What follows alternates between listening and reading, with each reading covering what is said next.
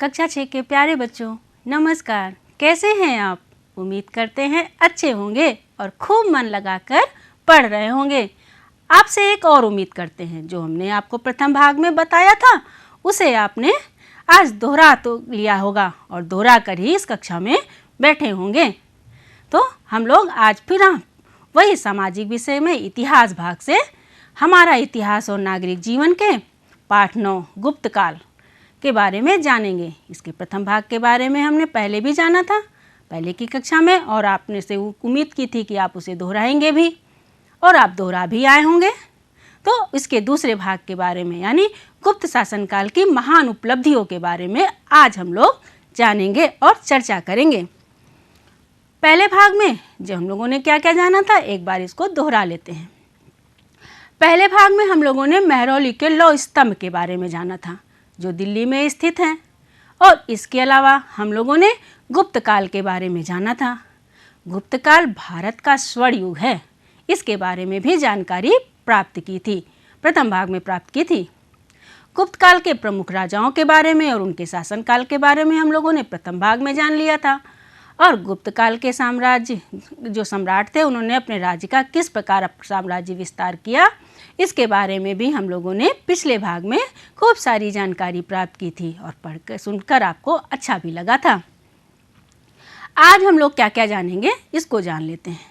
आज हम लोग गुप्तकालीन प्रशासन जानेंगे और गुप्तकालीन धर्म के बारे में जानेंगे। गुप्त काल के साम्राज्य की महान उपलब्धियों के बारे में जानेंगे, जिसमें कला, संगीत, विज्ञान के बारे में जानकारी प्राप्त करेंगे। और चंद्रगुप्त विक्रमादित्य के कार्यकाल में आया चीनी यात्री फाहियान के बारे के अनुसार गुप्त काल की जो सामाजिक स्थिति थी, इसके बारे में भी आज थोड़ी सी जानकारी प्राप्त करेंगे। अब हम लोग सबसे पहले गुप्तकालीन प्रशासन के बारे में जान लेते हैं। गुप्त काल का प्रशासन गुप्त सम्राटों ने कई भागों में बांट दिया था, जिससे कि प्रशासन खूब अच्छे से चल सके। लंबी शासन व्यवस्था थी, दूर बड़ा साम्राज्य था, तो प्रशासन को बांट कर चलाने में उनको आसानी होती थी। इसीलिए गुप्त प्रशासन को इन्होंने कई भागों में बांट दिया था। हम लोग देखते हैं, इस चार्ट में भी दिया गया है कि गुप्त प्रशासन किस तरह बटा हुआ था। हम लोग देख लें गुप्त साम्राज्य का विभाजन। पहला साम्राज्य, फिर भुक्ति या प्रांत, फिर विषय या जिला, फिर विधि या ग्रामों का समूह और फिर ग्राम। इस तरह गुप्त प्रशासन बटा हुआ था। इसको अगर याद किया जाए, करने के लिए हम लोग प्रयास करते हैं, तो इसे याद करने के लिए आज की जो हमारे भारत की प्रशासनिक व्यवस्था है, राजतंत्र नहीं प्रजातंत्र के परिप्रेक्ष्य में, हमारे देश में तो प्रजातंत्र है, उसके परिप्रेक्ष्य में हम देखें तो जिस तरह केंद्रीय प्रशासन, प्रांतीय प्रशासन, जिला प्रशासन और ग्राम प्रशासन है, उसी तरह इसमें भी साम्राज्य, भुक्ति या प्रांत, विषय या जिला और विधि या ग्रामों का समूह और अंत में ग्राम है।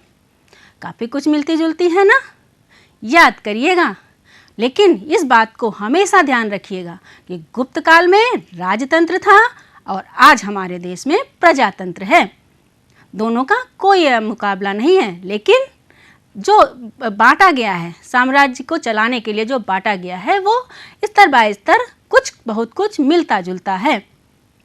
अब हम लोग साम्राज्य की बात कर लेते हैं। साम्राज्य गुप्त काल में सम्राट ही शासन का केंद्र होता था, यानी केंद्रीय शक्ति में शासक ही प्रमुख होता था। जो सम्राट था वही प्रमुख होता था और उसी के पास सारे अधिकार प्राप्त थे, उसको असीमित अधिकार प्राप्त थे। उसी का आदेश अंतिम आदेश माना जाता था, क्योंकि राजतंत्र में तो यही होता है। पिछली कक्षा में आपने राजतंत्र के बारे में पढ़ा ही था कि राजा का ही आदेश अंतिम आदेश माना जाता है। राजा का पद वंशानुगत होता था। आपने इसी पाठ के पिछली कक्षा में देखा कि जो चंद्रगुप्त प्रथम था, उसका बेटा समुद्रगुप्त गद्दी पर बैठा, समुद्रगुप्त का बेटा चंद्रगुप्त विक्रमादित्य गद्दी पर बैठा। तो आपने ये भी तो देखा ना कि स्टेप बाय स्टेप उसका पुत्र ही गद्दी पर बैठता है, तो यही तो वंशानुगत है। जो तो राजा का पद वंशानुगत होता था और समस्त राजा देवत्व के सिद्धांत को मानते थे, अर्थात राजा का पद देवता तुल्य माना जाता था। जो देवत्व का सिद्धांत था, इनके जो ग्रंथ मिलते हैं, जो इनके प्रशस्तियाँ मिलती हैं, जो इनके अभिलेख मिलते हैं, उसमें कहा गया है राजा का स्थान देवतुल्य है। यानी देवत्व का सिद्धांत गुप्तकालीन शासकों में प्रचलित था। गुप्त साम्राज्य में का अधिकतर भाग सामंतों के अधीन था। ये सामंत कहीं बड़े सामंत थे तो कहीं छोटे सामंत थे। सामंतों को समान अधिकार नहीं प्राप्त थे। किसी को तो असीमित अधिकार, बहुत सारा अधिकार प्राप्त था, लेकिन किसी किसी को कम अधिकार प्राप्त थे। और दूर के क्षेत्र वाले जो सामंत थे वो प्रायः स्वतंत्र होते थे। अमात्य की बात करें, अमात्य यानी मंत्रिपरिषद। राजा की सहायता के लिए जो मंत्रिपरिषद होती थी, मंत्रियों की जो सभा होती थी, जो अनेक मंत्री थे, उन्हें ही अमात्य, इस काल में अमात्य कहा जाता था। ये मंत्रिपरिषद राजा की कार्यों में सहायता करती थी और राजा को सलाह देने का कार्य भी ये करती थी। मानना न मानना राजा के अधिकार में होता था, लेकिन सलाह ये जरूर देती थी। राजा इनसे सलाह भी लेता था और कार्यों को करने के लिए इनसे पूछता भी था कि क्या ये कार्य उचित है, क्या ये किया जा सकता है। तो ये सारी मंत्रिपरिषद, कई सारे लोग मिलकर इन राजा को सलाह देते थे। इसके अलावा राज्य में कुछ और अतिरिक्त पद थे, जिसे महाबलाधिकृत, सर्वाध्यक्ष, प्रतिहार, महाप्रतिहार, कुमारामात्य, इस तरह के कुछ और पद भी राज्य के दरबार में हुआ करते थे। जो इस काल के अभिलेख मिले हैं, उसमें तो जो सचिव और अमात्य हैं, इन्हें तो राजा की तीसरी आंख तक कहा गया है। अर्थात ये राजा के लिए शासन काल में बहुत महत्वपूर्ण थे। राजा का शासनकाल चलाने के लिए, राज्य को शासनकाल चलाने के लिए इनकी स्थिति, इनकी महत्ता आप इसी से अनुमित लगा सकते हैं कि ये राजा की तीसरी आंख तक कहे गए हैं। भुक्ति यानी प्रांत। साम्राज्य को अनेक प्रांतों में बांटा गया था और इन प्रांतों को इस काल में भुक्ति कहा जाता था। प्रांत के प्रमुख को उपरिक कहा जाता था और यही उपरिक अपने प्रांत की शासन व्यवस्था चलाते थे। उपरिक जो थे, ये जो यानी प्रांत के प्रमुख, इनके प्रांत में अगर कोई बाहरी आक्रमण करता था तो उसकी सुरक्षा करना इनका दायित्व होता था। ये राजा पर निर्भर नहीं होते थे, इस मामले में ये स्वतंत्र होते थे। और कोई भी सैनिक कार्रवाई अगर करनी हो, इसके लिए भी राजा इन्हें स्वतंत्र अधिकार दे रखे थे। और ये यानी वाह्य आक्रमणों से अपने प्रांत की सुरक्षा करना और सैनिक अधिकारों कार्रवाई करने के लिए ये पूर्ण रूप से स्वतंत्र थे। इसके लिए अपने अधीन जितने भी पदाधिकारी रखते थे, उन्हें नियुक्त करने की भी स्वतंत्रता इन्हें प्राप्त थी। यानी प्रांत अपने कार्यों के लिए स्वतंत्र था, फिर भी ये राजा के अधीन ही था। प्रांत कई जिलों में बटे हुए थे। जिला स्तर पे जो एक जिला परिषद होती थी, जिसे विषय परिषद कहते थे, क्योंकि विषय, जिला को इस काल में विषय कहा जाता था। तो जिले स्तर पे जितनी भी जो परिषद होती थी, यानी जो सभा होती थी, उसे विषय परिषद कहा जाता था। और प्रत्येक नगर में एक परिषद अवश्य होती थी। ये भी अपने नगर क्षेत्र के शांति व्यवस्था को बनाए रखने का कार्य करते थे और उसके विकास, उन्नति और राजस्व संबंधी कार्य ये विषय परिषद के सदस्य करा करते थे। इनके कुछ प्रमुख पद थे, जैसे नगर श्रेष्ठ, सार्थवा, प्रथम कुलिक और प्रथम कायस्थ। इस तरह के कुछ प्रमुख पद थे जो लोग मिलकर विषय परिषद में कार्य करते थे। अब हम ग्रामीण प्रशासन की बात कर लें। ग्रामीण प्रशासन की सबसे छोटी इकाई आज भी है। प्रशासन की सबसे छोटी इकाई ग्राम होती है। उसी तरह उस काल में भी प्रशासन की सबसे छोटी इकाई ग्रामीण प्रशासन थी, जिसे ग्राम कहा जाता था। कई ग्रामों के समूह को विथि या ग्राम का समूह कहा जाता है। जैसे आप लोगों ने अपने नागरिक शास्त्र में क्षेत्र पंचायत के बारे में पढ़ा है कि कई ग्राम सभाओं का समूह को ग्राम पंचायत कहते हैं, जहाँ पर कार्य करती है। उसी तरह कई ग्रामों के समूह को विथि कहा जाता था। और ग्राम सभा, प्रत्येक गाँव में इस काल में भी ग्राम सभा होती थी, जिसका प्रशासन ग्रामीणों द्वारा चलाया जाता था। इसका जो सर्वोच्च अधिकारी होता था उसे ग्रामिक कहते थे। यह अपने ग्राम की समस्त व्यवस्थाओं को, यानी सभा का कार्य जो था वो ग्राम की सुरक्षा करना, जो ग्रामिक था उसका सारे कार्य करता था अपनी ग्राम सभा के माध्यम से। जैसे गांव की सुरक्षा करना, राजस्व एकत्र करना, इस तरह के कार्य जो करते थे वो हमारे ग्रामीण थे उस काल में, वो ये सारे कार्य करते थे। और ग्रामीण जो प्रशासन था उस पर ज़्यादा प्रभाव प्रशासन का नहीं पड़ता था, यानी एक स्वतंत्र इकाई के रूप में भी ये कार्य करते थे। अब हम लोग राजस्व की बात कर लें, क्योंकि धन के बगैर तो कोई कार्य नहीं होता है, और फिर इतने बड़े प्रशासन को चलाने के लिए धन की तो ज़रूरत पड़ेगी ही पड़ेगी। तो इन्हें कहाँ से मिलता था, ये धन इन्हें कहाँ से मिलता था, इसके बारे में आपने इसके प्रथम भाग में भी जाना था कि गुप्त काल का समय देश धन धान्य से पूर्ण था, लोग धनी थे। तो गुप्त काल में धन कहाँ से आता था, यहाँ भी वही राजस्व प्रणाली थी, धन प्राप्त करने का वही तरीका था, कर द्वारा राजस्व प्राप्त किया जाता था। गुप्त काल के जो राज्य के अधिकारी या कर्मचारी थे उन्हें नकद वेतन नहीं दिया जाता था, बल्कि उस स्थान पर उन्हें वेतन के स्थान पर कुछ भूमि दे दी जाती थी जो उनके वेतन के रूप में कार्य करती थी। प्राचीन काल से चली आ रही राजस्व व्यवस्था, प्राचीन काल से जो उससे पहले के समय से चली आ रही राजस्व व्यवस्था, इसका अनुसरण इस काल में भी किया गया था। इस काल में भी सामान्यतः कुल उपज का 1/6 भाग ही लिया जाता था। गुप्त काल में सोने और चांदी के सिक्कों का भी प्रचलन था। अब हम लोग गुप्त काल के धर्म के बारे में बात करते हैं। गुप्त शासक वैष्णव धर्म के अनुयायी थे, इसीलिए इन्होंने परम भागवत की उपाधि भी धारण की थी। वैष्णव धर्म यानी विष्णु धर्म को मानने वाले थे, इसीलिए गुप्त शासकों का राजकीय चिन्ह भी गरुड़ था। और लेकिन इसका कुछ होते हुए भी गुप्तकालीन जो शासक थे वे धार्मिक सहिष्णुता की नीति अपनाते थे। इसीलिए गुप्त काल में बौद्ध धर्म, शैव धर्म, जैन धर्म, बौद्ध धर्म, शैव धर्म और हिंदू धर्म यानी वैष्णव धर्म, इस तरह के तमाम धर्मों का खूब विकास हुआ था। गुप्त साम्राज्य की महान उपलब्धियां। गुप्त काल में संगीत, कला, साहित्य, विज्ञान आदि की भी खूब उपलब्धियां, खूब उन्नति हुई। इसमें सबसे पहले हम अगर संगीत की बात करें तो गुप्त सम्राट संगीत प्रेमी थे। आपको समुद्रगुप्त बताते समय हमने ये भी बताया था कि समुद्रगुप्त संगीत का बड़ा ही प्रवीण विद्वान था। यह प्रसिद्ध बीड़ा वादक कहा जाता है। इसीलिए इस काल में जो कुछ सिक्के मिले हैं जिसमें समुद्रगुप्त का चित्र बीड़ा बजाते हुए दिखाया गया है। आपको यहाँ पर ये दिख रहा है, ये चित्र, ये सिक्के यहाँ से प्राप्त हुए हैं। इसमें देखिए समुद्रगुप्त एक प्रकार का बीड़ा बजा रहा है। इसी से पता चलता है कि समुद्रगुप्त प्रसिद्ध बीड़ा वादक रहा होगा। हरिशेन की जो प्रयाग प्रशस्ति है उसमें तो कहा गया है कि उसी में कहा गया है कि संगीत के क्षेत्र में समुद्रगुप्त की महान उपलब्धि है, वो एक प्रसिद्ध बीड़ा वादक था। इस काल के जो वात्स्यायन थे, इन्होंने अपने ग्रंथों में लिखा है कि संगीत शिक्षा सभी के लिए आवश्यक मानी जाती थी, यानी प्रत्येक व्यक्ति को संगीत शिक्षा लेना अनिवार्य था। इसी तरह मालविका अग्निमित्रम में तो यहाँ तक लिखा गया है कि संगीत शिक्षा के लिए गुप्त काल में जगह जगह भवन बनाए गए थे।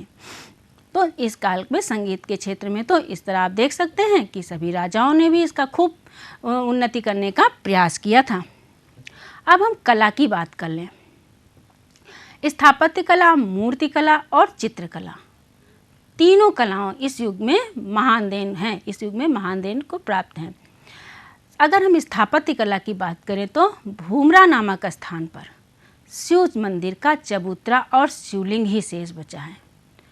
भूमरा स्थान यानी मध्य प्रदेश में यह स्थान है और यहाँ पर शिव मंदिर का केवल चबूतरा मिलता है और शिवलिंग ही मिलता है। लेकिन इस चबूतरे और शिवलिंग को देखकर हम ये अनुमान लगा सकते हैं कि यह मंदिर अपने समय में कितना भव्य रहा होगा, कितना सुंदर रहा होगा।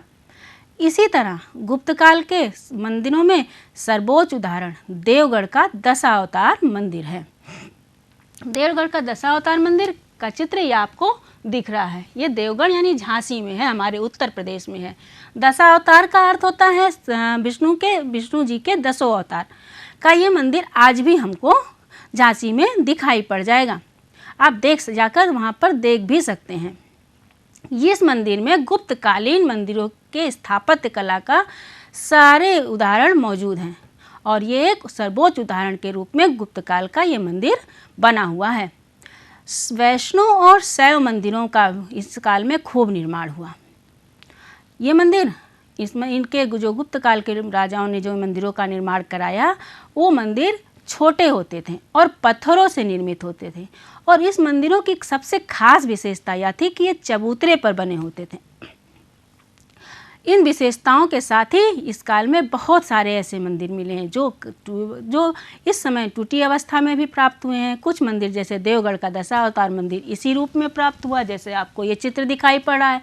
लेकिन इन मंदिरों को देखने के बाद हम ये अनुमान लगा सकते हैं कि गुप्त काल में स्थापत्य कला अपनी चरम उत्कर्ष का समय में था। अब हम अगर मूर्ति कला की बात करें, यानी मंदिरों में मूर्तियां स्थापित होती हैं, तो उन मूर्तियों की बात अगर हम करें तो गुप्तकालीन जो मूर्तियां थी वो सादगी, जीवंतता और भावपूर्ण मुद्रा में बनी हुई थी। उन मूर्तियों को देखकर लगता है कितनी सादी और सुंदर बनी हुई हैं, लेकिन मूर्तियां इस तरह लगती हैं जैसे वो जीवित हों, अभी बोल पड़ेंगी। इस तरह की मूर्तियां इस काल में मिलती हैं, और मूर्तियों के जो भी भाव दिखाए गए हैं सभी भाव बिल्कुल स्पष्ट दिखाए गए हैं। देखकर ही लगता है कि मूर्ति भावपूर्ण मुद्रा में है। इन मूर्तियों में हिंदू, वैष्णव, शैव, बौद्ध धर्म, जैन धर्म आदि सभी धर्मों से संबंधित मूर्तियां इस काल में मिली हैं। गुप्त काल में एक विशेष प्रकार के पत्थर और लोहे के स्तंभ भी बनते थे। आपने स्तंभों के बारे में अभी महरौली का लौह स्तंभ देख ही लिया, कितना उन्नतिशील स्थिति में है। तो इस काल के इन स्तंभों को भी का विशेष महत्व था, और मूर्तियों का जो निर्माण था वो सफ़ेद बलुआ पत्थरों से निर्मित किया गया था। चित्रकला की बात कर लें अगर हम, तो गुप्त काल की जो चित्रकला थी वो भी बहुत उन्नति स्थिति में थी। इसका सबसे बड़ा उदाहरण महाराष्ट्र राज्य में औरंगाबाद के पास जो अजंता की गुफा मिली है वो गुप्तकालीन ही है, और उस गुफा में जो बने चित्र हैं वो गुप्त काल की प्रसिद्ध चित्रकारी का सबसे सुंदर उदाहरण है।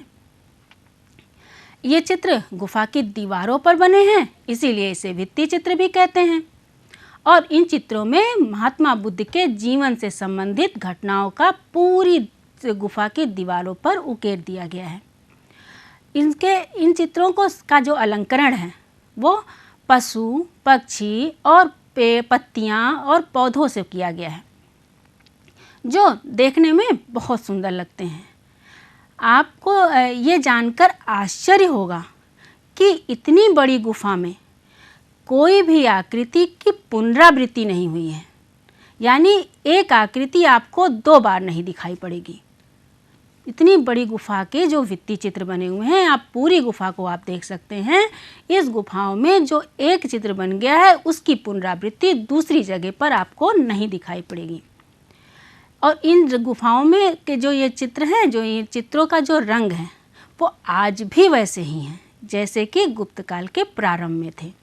इससे आप अनुमान लगा सकते हैं कि ये चित्रकला के में जो रंग भरे गए या जो चित्रकला थी वो कितनी उन्नति स्थिति में थी। अब हम लोग अगर साहित्य की बात कर लें तो गुप्त काल में साहित्य की भी उन्नति खूब हुई। गुप्त काल में तो इतने बड़े बड़े साहित्यकार हुए जिनकी रचनाएं आज भी हम लोग बड़े ही आदर और सम्मान के साथ पढ़ते हैं। समुद्रगुप्त खुद को तो हरिशेन ने कवि ही घोषित कर दिया है प्रयाग प्रशस्ति में, और कहा है कि प्रयाग प्रशस्ति में स्पष्ट रूप से लिख दिया है कि समुद्रगुप्त एक बहुत बड़ा कवि था, बहुत बड़ा लेखक था, और चंद्रगुप्त विक्रमादित्य तो कला का संरक्षक था।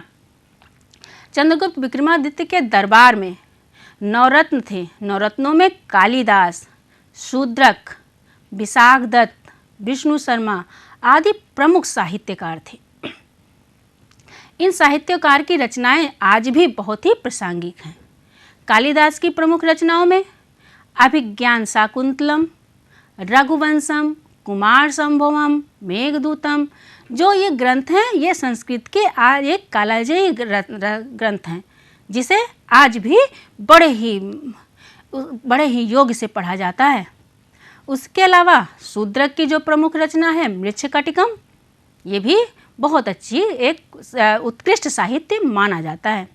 विशाख दत्त की प्रमुख रचना मुद्रा राक्षस भी आज एक ऐतिहासिक राजनीतिक ग्रंथ है, जिसे पढ़कर आज भी उस काल की राजनीतिक स्थिति के बारे में बड़ा ही सुंदर वर्णन पता चलता है।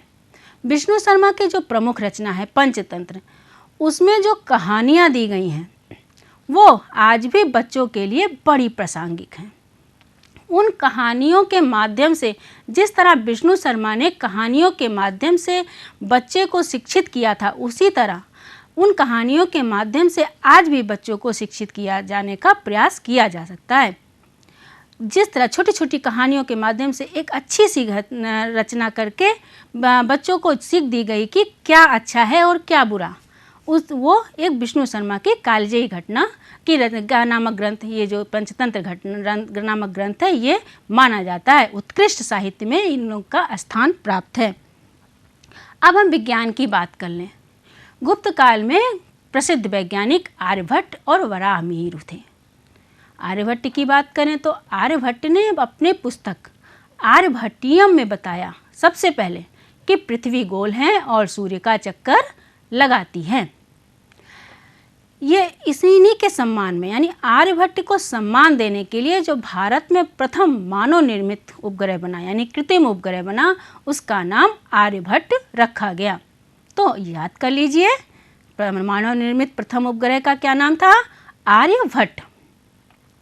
क्योंकि इनको सम्मान देना था, ये बहुत बड़े वैज्ञानिक थे और इनके विज्ञान के बारे में तो कहना ही क्या। इस काल के लौह स्तंभ के बारे में आपने अभी लगातार आप देखते आ रहे हैं कि जंग नहीं लगी है, इतने सालों से खड़ा है, तो कुछ तो इनकी वैज्ञानिक स्थिति बहुत बेजोड़ नमूना लौह स्तंभ ही है। अब हम वराहमिहिर की बात करें तो आर्यभट्ट की तरह ही वराहमिहिर भी गुप्त काल के महान गणितज्ञ और ज्योतिषी थे। वराहमिहिर चंद्रगुप्त विक्रमादित्य के दरबार में 9 रत्नों में से एक थे।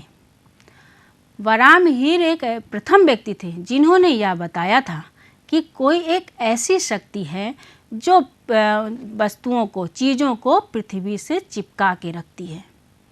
इसी शक्ति को आज गुरुत्वाकर्षण कहा जाता है। लेकिन इसके बारे में उन्होंने बहुत साल पहले, यानी गुप्त काल में ही बता दिया था कि कोई एक ऐसी वह चीज़ है जो पृथ्वी से चीज़ों को चिपका के रखती थे। अब हम फायान के अनुसार गुप्त काल की सामाजिक स्थिति के बारे में जान लेते हैं। फायान जो चीनी यात्री था और चंद्रगुप्त विक्रमादित्य के कार्यकाल में भारत आया था। जो ये चीनी यात्री होते थे वो जब भारत आते थे तो अपने साथ कुछ और लोगों को लेकर आते थे और सभी मिलकर किसी न उस समय के तत्कालीन समय की राजनैतिक, सामाजिक, आर्थिक स्थिति का वर्णन अपने ग्रंथों में लिखते थे। उसी तरह फायान भी जब चंद्रगुप्त विक्रमादित्य के कार्यकाल में भारत आया तो अपने 3 दोस्तों के साथ, जो बौद्ध भिक्षु थे और इसके मित्र थे, उन्हीं के को साथ लेकर आया था और सभी ने मिलकर ग्रंथों की, जो उस समय तत्कालीन भारत के बारे में रचना करी। तो उन्होंने जो लिखा, फायान ने लिखा कि उस समय, यानी चंद्रगुप्त विक्रमादित्य के कार्यकाल के समय प्रजा बहुत सुखी और धनी थी। लोग स्वतंत्रता पूर्वक व्यवसाय करते थे। फायान ने एक चिकित्सालय के बारे में भी वर्णन किया है जो पाटलिपुत्र में स्थित था और जिसमें मुफ्त दवा और भोजन देने की व्यवस्था थी। धर्मशालाएं भी थीं जिसमें राजा द्वारा मुफ्त भोजन की व्यवस्था कराई गई थी। नगर की संस्थाओं में दीन दुखियों की मदद करने की सेवा निःशुल्क की जाती थी। फायान ने बताया कि उस समय लोग अहिंसक और सत्यवादी थे, झूठ ज़्यादा नहीं बोलते, झूठ का प्रयोग नहीं करते थे और हिंसा के मार्ग पे कम चलते थे। साथ ही साथ उसने बताया कि जो उस काल के लोग थे वो लहसुन, प्याज और शराब का सेवन नहीं करते थे। तो ये थी आपकी फायान ने के अनुसार गुप्तकालीन सामाजिक स्थिति। तो बच्चों, आज हम लोगों ने गुप्तकालीन प्रशासन जाना, गुप्तकालीन धर्म के बारे में जाना, गुप्त साम्राज्य की उपलब्धियों के बारे में जाना, संगीत, कला, साहित्य, विज्ञान के बारे में जाना। विदेशी यात्री जो चीनी यात्री फायान था उसके अनुसार उस काल की सामाजिक स्थिति के बारे में आज हम लोगों ने जानकारी प्राप्त की। अब हम लोग एक अभ्यास कार्य कर लेते हैं। अभ्यास कार्य में आपको 2 समूह दिखाई पड़ रहे हैं। एक समूह में कुछ नाम लिखे हुए हैं, दूसरे समूह में उससे संबंधित कुछ वर्णन लिखा हुआ है। इसको हम लोग एक बार पढ़ते हैं। जैसे विशाखदत्त, दूसरा है वराहमिहिर, तीसरा कालिदास, चौथा है आर्यभट्ट और पांचवा है शूद्रक। अब इनके बारे में जो लिखा गया है वो है पृथ्वी सूर्य का चक्कर लगाती है, मुद्रा राक्षस, मृच्छकटिकम, अभिज्ञान शाकुंतलम और गुरुत्वाकर्षण। तो इसको हमें मिलाना है। सबसे पहले विशाखदत्त को अगर हम देख लें तो किस में मिलाएंगे? विशाखदत्त की रचना क्या थी? मुद्रा राक्षस। उसी तरह वराहमिहिर अगर हम देखें तो गुरुत्वाकर्षण के बारे में इन्होंने बताया था। कालिदास के बारे में बात करें तो कालिदास ने अभिज्ञान शाकुंतलम लिखी थी। आर्यभट्ट प्रथम व्यक्ति थे जिन्होंने बताया था कि पृथ्वी सूर्य का चक्कर लगाती है। और शूद्रक ने मृच्छकटिकम की रचना की थी। तो आप अपनी अभ्यास पुस्तिका निकालिए और इनको लिख लीजिए। वैसे ये प्रश्न आपके पाठ्य पुस्तक में भी दिए गए हैं, इसे आप अपनी पाठ्य पुस्तक से भी कर सकते हैं। अब हम लोग दूसरा अभ्यास कार्य कर लेते हैं, वही जो आपकी पृष्ठ संख्या 73 पर दिया गया है। पाठ्य पुस्तक आपकी पृथ्वी और हमारा जीवन और पृष्ठ संख्या 73। इसमें जो प्रश्न दिए गए हैं उसके उत्तर आप अपनी अभ्यास पुस्तिका में लिखिए। जैसे गुप्त काल में कला और विज्ञान की उन्नति का उल्लेख कीजिए। वराहमिहिर ने सबसे पहले किस शक्ति का उल्लेख किया था? फायान कौन था? उसने तत्कालीन समय में भारत के विषय में क्या लिखा? तो इसका उत्तर आप जरूर लिख लेंगे, ये हम उम्मीद करते हैं। अब हम लोग प्रोजेक्ट कार्य कर लेते हैं। अपने आसपास देखिएगा, कोई ऐतिहासिक इमारत या भवन मिले तो उसका पता लगाइएगा और अपने बड़ों की मदद से ये पूछिएगा कि इसका निर्माण कब हुआ और किसने कराया। तो बच्चों, आज की कक्षा में बस इतना ही। उम्मीद करते हैं आपको ये पाठ समझ में आया होगा और इस पाठ को आप अपनी पाठ्य पुस्तक से भी दोहराएंगे। हम लोग अगली कक्षा में एक नए पाठ के साथ और एक नई जानकारी के साथ मिलेंगे। तब तक के लिए बहुत बहुत धन्यवाद। खूब खुश रहिए और पढ़िए।